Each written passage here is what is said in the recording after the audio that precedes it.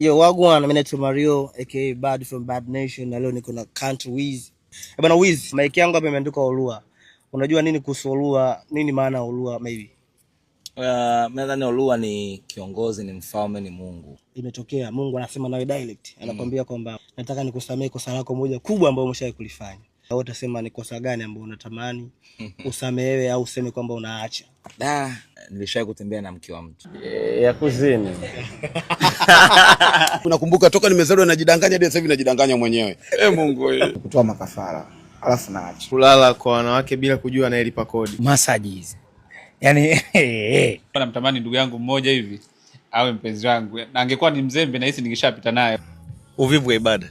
Utakuwa kuzini. Uongo. Uongo. Yeah. Chino wana man Kuzini.